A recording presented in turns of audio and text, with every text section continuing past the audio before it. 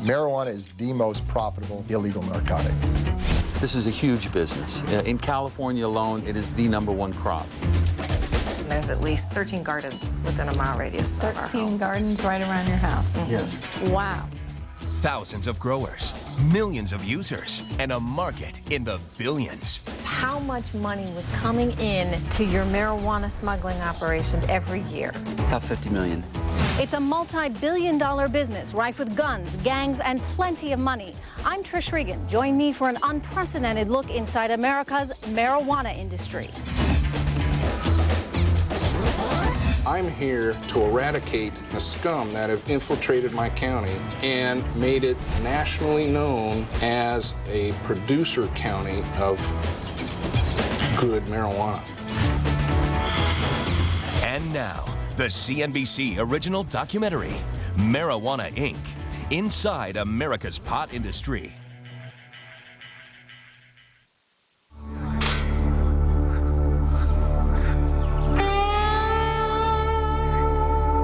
Welcome to Ukiah, California. The scene, a county fair.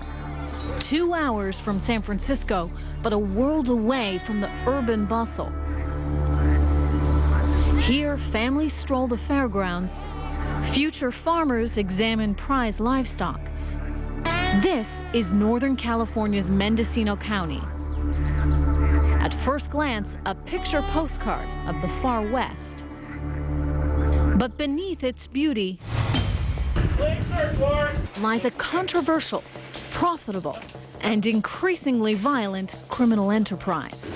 Yeah, 5 pounds here, and then 4 pounds in the baby crib right here. An exploding underground industry, the marijuana trade. Marijuana is being grown in homes, backyards, even our national parks. This is ground zero for marijuana. Nobody produces any better marijuana than we do right here. This is as natural as growing corn to me. Ukiah Morrison is a Mendocino pot grower. In most places, that would make him an outlaw, but not in this neck of the woods. This is the lifeblood of the county, and it has been for more than 30 years. Morrison walks a fine line, growing as much marijuana as he can without triggering a legal crackdown. He can do that because authorities here are overwhelmed by the sheer number of growers. They're also hampered by conflicting state, federal, and county laws governing marijuana. It is the major cash crop here. A county commission study reports pot accounts for up to 2/3 of the local economy. I don't think there's anything more important in this economy, so to take this out would be a major blow. Though reliable numbers are hard to come by, that wave of pot in Mendocino County is estimated to be worth more than $1 billion, a sizable chunk of a national market for marijuana believed to be in the tens of billions of dollars. It all begins right here with this marijuana plant. This is a typical pot garden. There are thousands of these all over Northern California.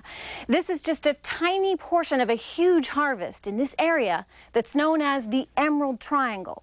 So what Iowa is to corn, what Kansas is to wheat, the Emerald Triangle is to marijuana.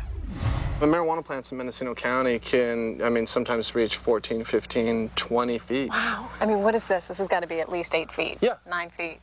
A Mendocino local, Eric Slide, took us on a tour of one backyard garden. What is the part of the plant that you actually make money off of? You see these, what we call nodes up here, all right? And those are going to push out what's called a bud. Okay, and these are going to create a larger bud that could weigh anywhere between 3 grams, 5, 10 grams. And the bud is what actually is taken off of the plant and chopped up and made into marijuana. How much is a plant like this actually worth? A plant like this, assuming that it's going to yield about 2 pounds, it'd be worth about $5,000. And how many plants are here? There's 20 plants here. Okay, so we're talking about a garden worth of... potentially $100,000. My goodness. Eric's expertise in marijuana led him to publish Grow, a magazine that represents just how far the marijuana business has come. For what marijuana is in this region, it's not very well documented. For people who live in these areas, marijuana as a topic deserves a larger forum. His magazine displays photos like this. They provide an extraordinary glimpse into a drug-based economy. The publication that I've put together has definitely been referred to as marijuana porn. Eric shot this rare video of a huge commercial indoor garden that provides harvests 4 times a year. It takes a team of like 5 to 10 people to run this level of growing. If the owner of the land and the people who are really running things, they might make up to $500,000 on an annual basis. There's a reason California is experiencing such a marijuana boom. First of all, state law. They actually allow you to grow marijuana for medicinal purposes here in this part of the country. Secondly, there's been an increase in border security as a result of 9/11. So that's meant fewer foreign sources of marijuana coming into the country. And the result? Ever-increasing demand for Mendocino's finest. While California state law permits residents to grow a small number of pot plants, under federal law, pot is flat out illegal. But talk to Eric, and marijuana begins sounding more and more like any other legitimate commodity. Grapes, wheat, coffee. There's a very developed system of brokering marijuana that exists throughout California. What does a marijuana broker specifically do? It's just like a commodities broker on Wall Street. They're figuring out where it's at, they're getting it for the lowest price they can get it, and they're bringing in the buyer and trying to get the buyer to pay the highest price they can. So the margin in between is where they make their money. You could actually kind of have like what's called a clearinghouse. It's a place where you take things and you have someone else sell it, and they take a commission. The economics of this drug are simple and attractive. It costs an estimated $400 to grow a pound of pot. 1 pound sells for $2,500 to a middleman. It then yields $6,000 on the street. Because of low startup costs and overhead, marijuana is the most profitable drug of all. With that kind of profit margin, marijuana is increasingly filling the gap left by other failing industries like lumber and fishing. If we didn't have marijuana, what would this county be like? Well, what would it be like? I don't know. I think we'd all be selling Amway. What else are people doing up here? Since the 1960s, the Emerald Triangle has increasingly become the haven for people looking to grow marijuana and make a living at it. And you keep saying that this is just so normal. I mean, the reality is, for me and plenty of viewers out there, this is not normal. Mm-hmm. But everyone does it. Yeah, I think a lot of it has to do with the culture that migrated to this area from San Francisco and at the end of the 60s. But those hippies, the liberal hippies, really learned how to turn marijuana into a serious business that's generating a ton of cash up here. How about this? How about their kids learned how to turn it into serious cash? There you go.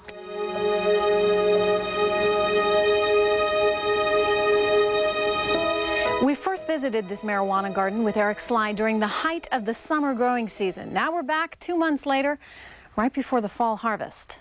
When the plants have kind of reached a certain point, it's time to cut them down. Remember, the marijuana bud itself is where the money is. Within weeks, this crop will be dried and ready for sale. It's hard to tell how much the marijuana is actually going to sell for on the open market as well. Is that price going to be increased because of less supply? Is it going to be decreased because there's more supply? It's hard to tell how much marijuana is out there. The basic law of supply and demand, just a normal part of life in Northern California's Emerald Triangle. Sometimes I feel like I'm in a bubble because I just really don't know what it's like to not grow marijuana. Coming up. The biggest game in the private community of Augusta. A story straight out of the hit series Weeds. A suburban mom goes back to school. My husband is at the swim meet right now with my 3 boys because I'm here at class. For some higher education. I can see that perhaps in the future that could be my new calling. But first. I hate to say it, but Mendocino County is the true epitome of 2008's Wild Wild West. 911 emergency reporting. Please help me.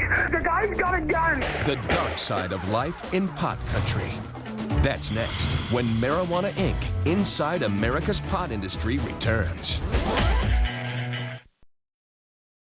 To Marijuana Inc. Inside America's Pot Industry. Tucked away amid lush vineyards and gentle hillsides, Potter Valley is one of the most beautiful small towns in all of Northern California. For Joy Tucker, it's a special place. She grew up here and loved it so much she returned with her husband Sam. That's good. And built a life with their 2 children. But today, she's leaving for good. Today we're moving. Lots of boxes, trucks, friends, and family that will help us out with that move. What do you want, man? Take your pick. After 9 years, the Tucker family is leaving because Potter Valley has gone to pot, literally. The family is surrounded by neighbors who are growing marijuana. There's at least 13 gardens within a mile radius of our home. 13 gardens right around your house. Mm-hmm. Yes. Wow. Joy Tucker worked as the elementary school principal here, where she says she had 3rd graders whose backpacks reeked from the residue of their parents' pot plants. The final straw came when the house next door, used to grow marijuana, went up in flames. When we looked out the window, we saw the whole place was on fire. It was not an isolated incident. One local fire chief estimates more than 50% of all fires in the area are linked to growing pot. To have the house next door burn down because they're in there smoking it and growing it was a big thing. You're saying then it has gotten so bad here that you're willing to pack up and leave your whole life here behind to go start over somewhere else. That's true. We're just not going to take that chance with the kids. And there's more. Law enforcement officials say local growers often use guns and pit bulls for protection. They are the seeds sown by Mendocino County law, which for years has allowed each of the 88,000 residents here to grow up to 25 marijuana plants for medicinal, even recreational use. Mendocino County Sheriff Tom Allman is on the front line of this community's struggle with marijuana. People were saying, it's just marijuana. What could possibly go wrong? And now we're seeing what could possibly go wrong. He told us about an entire neighborhood that wasn't what it seemed. You're ready for Aunt B to walk out and say hi to Auntie Griffith, and you walk in the door, and it's nothing but mature marijuana. Some of the houses looked like beautiful houses, and there wasn't a single chair in any of them. What do you mean there wasn't a single chair in any of They them? were all indoor grows that had been built to make it look like a house with nice wood, white shutters. So a complete facade. Absolutely. Allman says that marijuana commerce is now so brazen, growers even ship their pot to customers via FedEx and UPS, though without the company's approval. If you were a business that sold shoes and somebody in Florida wanted to buy your shoes, how would you get those shoes to Florida? Well, shoes and marijuana are 2 different things. It's a commodity, and right now, the commodity's been abused.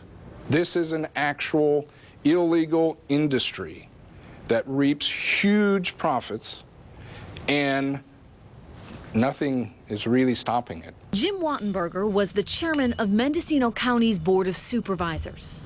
Does this economy depend on marijuana? Trish, I'd say that if marijuana was to be 100% eradicated, this county would become destitute. The small mom and pop grocery store, the agricultural product supply store, they're making probably 90% of their annual budget off of products that they're selling that help provide this product of marijuana in this county. How many people are really engaging in this? It's very unfortunate for me to state, but I believe about 60% of our populace is involved in one shape or another in the marijuana industry. 60%? Yes. It's embarrassing as hell. I'm ashamed that we're known for this. I'm telling you these facts in an effort to turn the tide, to look for state and federal help. We went to the Federal Drug Enforcement Administration to see how an industry based on a drug banned by U.S. law could flourish so openly. There's a low risk of getting arrested. Javier Pena spent years running federal marijuana enforcement in Northern California. If you have parts of Northern California in which economies are completely dependent on marijuana, isn't that on your shoulders as DEA? I will enforce the law. I will go after the biggest and the baddest, but blaming DEA for a marijuana-based economy, I would say that is not correct. Well, who else is going to control this?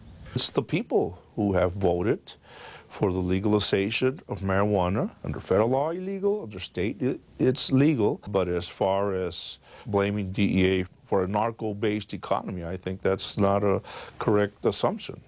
I hate to say it, but Mendocino County is the true epitome of 2008's Wild Wild West. 36 and 13 units to clear that location.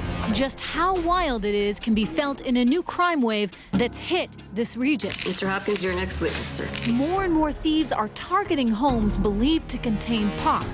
This is a Browning Arms 9mm semi-automatic pistol.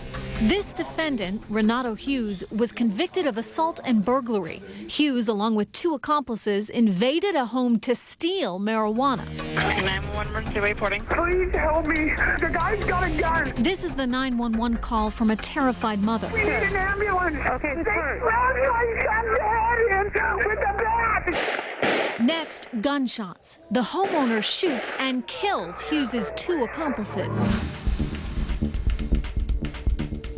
The marijuana trade has grown so large that even the environment is paying a price. This is industrial pollution from illegal pot production. They were pumping out a lot of marijuana bud. Jim Harrison, the county's environmental health officer, and Sheriff Tom Allman toured the damage left by a massive indoor marijuana grow. Doesn't Think he handle was that making kind $1 million a year? Easy. Easy. I was thinking more like 5 or 6. Wow. This is what it looked like months earlier when it was raided. Authorities discovered 2 industrial-sized generators worth $500,000. They were used to power 4 rooms, just like this one, all filled with marijuana. Harrison says that it will cost as much as $50,000 to clean up the mess. The pollution from the generators and the diesel fuel that they use and the herbicides, pesticides, fungicides, those are all bad. Almost every grow that I go to, there's a diesel spill or a waste oil spill. The people who make their living in the pot trade can be found all over Mendocino County.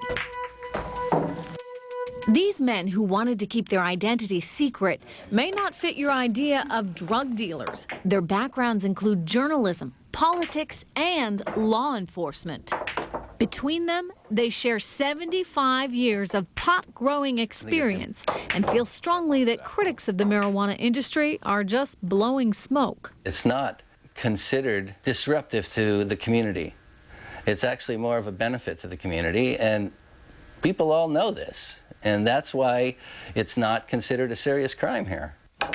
This grower says marijuana helped him dig out of a subprime mortgage disaster. I knew something of the business previously, and I felt that this was the best way for us to survive at this time. What would happen if the crop just disappeared overnight? What would happen to this economy? Well, there would be a lot of foreclosures. The same thing if Apple closed their plant in San Jose. There would be a lot of businesses closed, too, because they wouldn't have any customers anymore. Yeah, the economy would crash. It would tank. As the marijuana boom continues, so does the split in this community between those who grow and those who don't. I'm very much a part of my community, and I'm as much a law-abiding citizen as anybody. Just because you get a traffic ticket and have broken a law, does that make you a criminal? In June of 2008, voters put Mendocino's marijuana laws back in line with the rest of the state, lowering the legal number of plants that can be grown to 6. But that has by no means settled the fate of the county's major cash crop. I know particular families that have come to this community who have been so successful. They now own 3 or 4 homes and have brought in other relatives from Washington, Oregon, Nevada, Utah to partake in this gold rush. It's a family business. It's a family business and everybody's making money. While some are rushing into Mendocino, others say enough is enough. Joy Tucker says she simply couldn't wait any longer. We truly believe that it's different here, and so we are willing to move and completely uproot our entire family. Coming up. I think this is some of the best medicine out right now. It's real good. It's damn good. In hundreds of storefronts around California, marijuana has gone legit, and business has never been sweeter. We have caramels, candies, pies, brownies, peanut butter, chocolate chip, chocolates, truffles. That's next when Marijuana Inc. Inside America's Pot Industry returns. Now return to Marijuana Inc. Inside America's Pot Industry.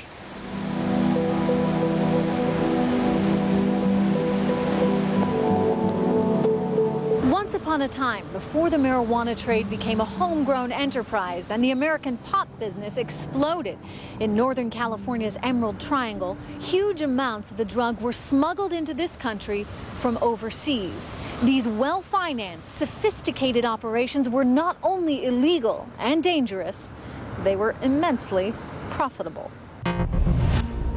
This is the remarkable story of one of those smugglers. Bruce Perlowin was a nice Jewish boy from Florida who became nothing less than the West Coast marijuana kingpin.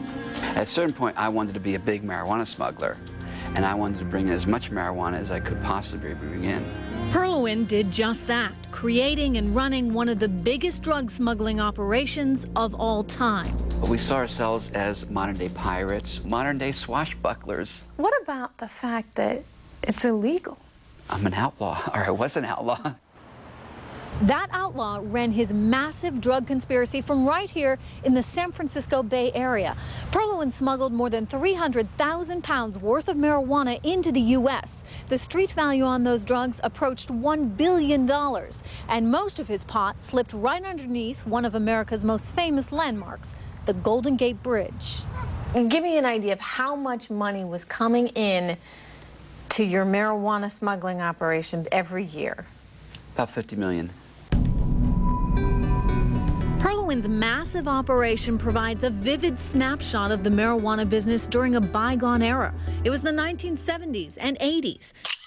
Raiders of the Lost Ark was the big movie. The San Francisco 49ers were well on their way to establishing a football dynasty, and Bruce Perlowin was smuggling hundreds of tons of marijuana right under the noses of federal authorities. Perlowin recruited a small navy, hiring boat captains and their fishing vessels from the nearby fleet anchored at the Northern California town of Moss Landing, which had been hit by hard times. They were fishermen until I came along and gave them a more lucrative business enterprise. They'd much rather fish for marijuana than fish for fish. It was way more lucrative and more fun. It's not like you're out in the middle of nowhere here. No, in fact, when our boats came in, they were looking like fishermen coming back from a fishing trip, getting ready to come into port. But we had marijuana secretly on board. We were very sneaky. So this boat right here, this is obviously not one of the boats that you used, but how much marijuana could you put on a boat like that? Based on the size of the hull, you could put between 60 and 80 to 100,000 pounds in a boat like this. So how much money are we talking? 30 million. While Perlowin was raking in the cash, FBI agents at the San Francisco field office were startled by a sudden jump in the amount of pot on the street. This was the man assigned to the case, Special Agent Chuck Ladding.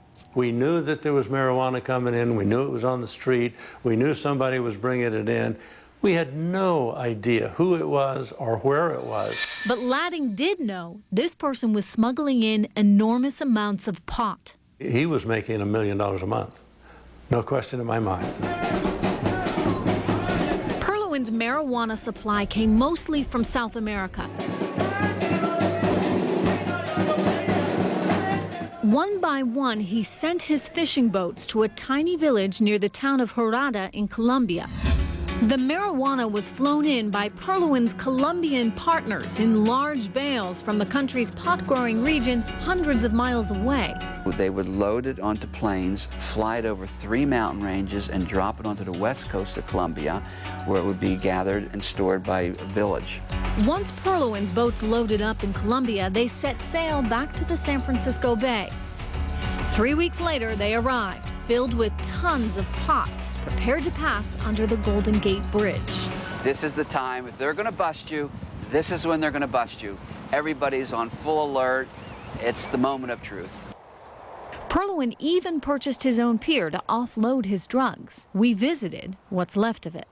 How long did it take you to offload your boat? We could offload a boat and fill 2 truckfuls of marijuana and get the trucks off the dock and the boat reloaded, fueled, and gone in 57 minutes, less than 1 hour. How did Perlowan select the crowded maritime harbor of San Francisco Bay to offload his drugs? He did what any self-respecting executive would do. He hired a research firm. I told them I was writing a book on smuggling. They compiled this entire research project for me. And what I found is that where most of the busts occurred were up in Coos Bay, Oregon, or down in San Diego, the two borders, the border of Canada and the border of Mexico. So that's when I knew to look in a place like San Francisco, because that's where there was no heat. San Francisco Bay was wide open. With Perlowan's operation in full gear, Chuck Latting's FBI team was starting to zero in. He was really big. He was, at the time, the largest that we were aware of in the FBI, by far.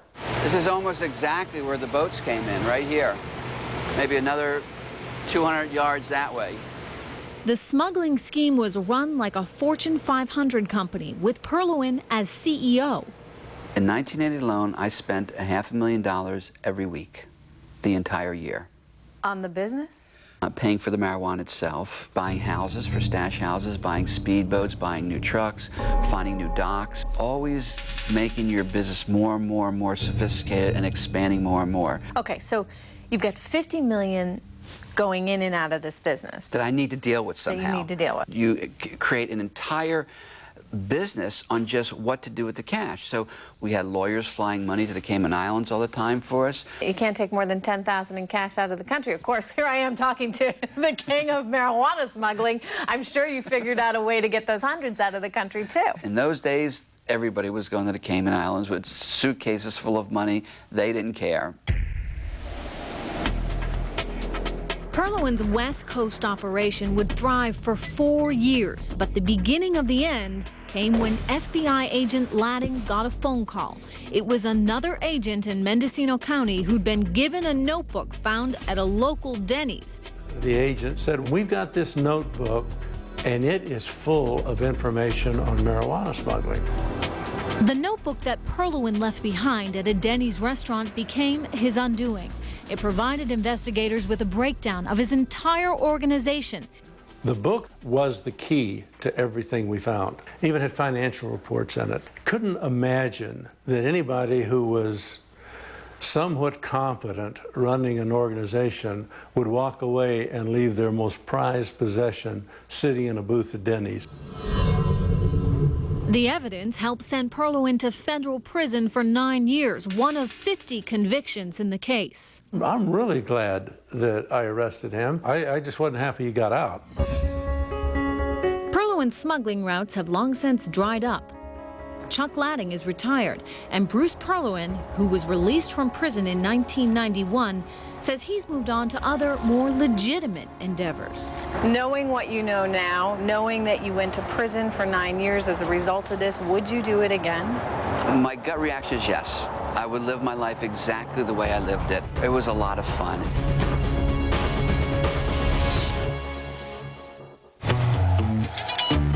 Coming up. I could have never imagined that we would see the kind of marijuana growing operations that we're seeing today. On the front lines of America's war on pot, it turns out there's a Mexican connection. They send people up here. If they don't do what they're told, they and their family will be harmed. That's next when Marijuana Inc. Inside America's Pot Industry returns. We now return to Marijuana Inc. Inside America's Pot Industry.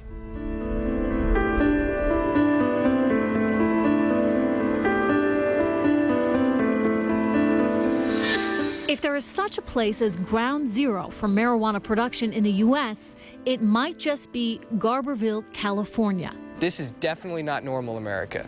This place is its own little entity. The lure of profits here has attracted people from all over, like Brian and Ella, who traveled all the way from South Carolina in hope of finding work during the fall pot harvest.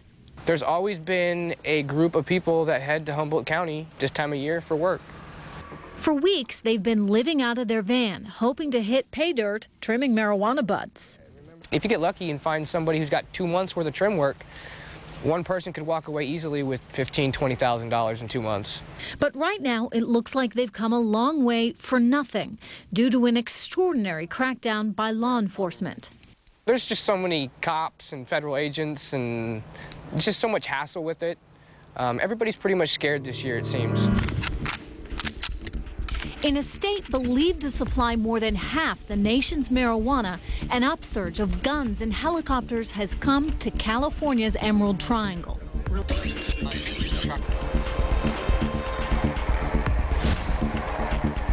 On this mission, Deputy Sheriff Butch Gupta is the man leading the charge against pot gardens and their growers. Somebody's got to keep their head up all the time looking around, because you never know if these guys are going to get upset. You never know if they're armed, if they're going to shoot at you. Gupta heads one of California's airborne search and destroy squads, bent on finding marijuana grows hidden in the rugged wilderness. On the day we followed him, Gupta and his team uncovered a water source, possible evidence of a pot garden deep in this Mendocino County forest. These guys are uncanny at finding water anywhere. It almost seems like they can find it in the desert. The sophistication of these remote gardens is remarkable. Jerry-rigged irrigation systems complete with plastic tubing and fertilizer.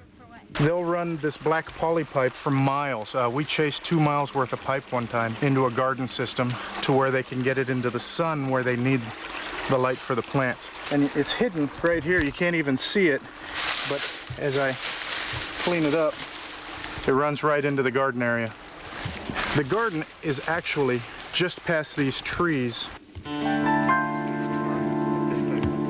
The growers even build makeshift living quarters so they can tend the plants for weeks at a time. They got little dugouts, but they've taken wood, sticks and stuff and made a little campsite platform for their bed.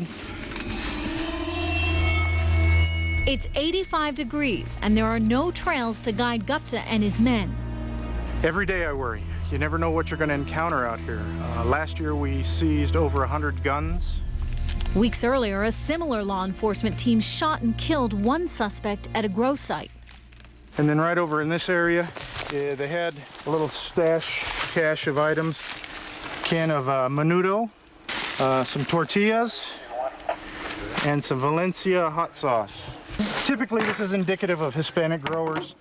At another grow, a small notebook, entirely in Spanish. But it looks like some of this has to do with fertilizer, things like that. The Hispanic growers will come in on these tracts of land that are not heavily used by the public. They're the only people that are willing to get out here, go the distance. They'll walk 4 or 5 miles to get to this place to set this up because they know nobody else is going to be here.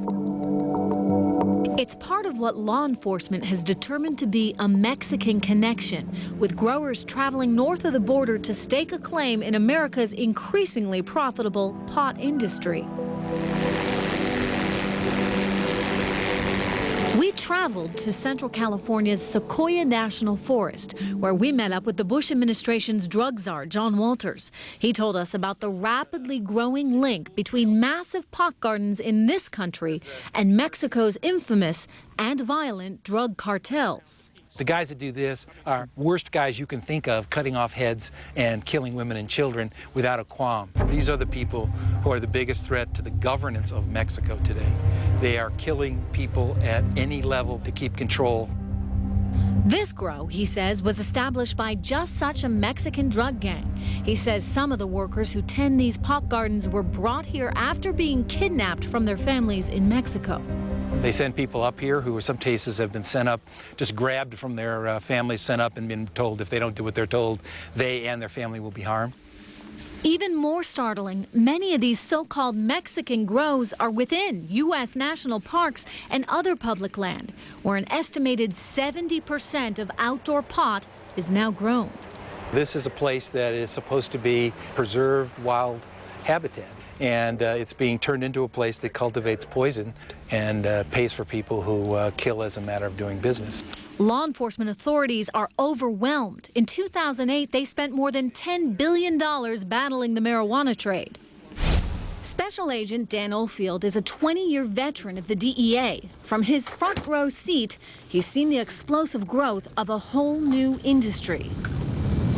I could have never imagined that we would see the kind of marijuana growing operations that we're seeing today in Northern California. In the early 90s, we would typically spend an entire day to locate maybe a couple of small gardens. Today, it doesn't take us but a matter of minutes. Okay, 136 out of this one? 146. 146. With every passing year, a new record is set. In 2008, law enforcement seized more than 5 million plants in California alone. We're crossing over this home right out here in the middle. You can see there's a large attached greenhouse to this house, and there's marijuana plants inside that greenhouse. A very distinct color that you can see through the glass. Oldfield wonders if the fight against marijuana is paying off and questions whether law enforcement is winning this war. We're seeing the number of plants on the ground, the number of indoor grows that we're seeing, the number of Mexican marijuana grows that we're seeing. I would have to say no, that we're not winning. Well, the people that are winning are the people up here who are sustaining, a marijuana culture, and that's basically what we have.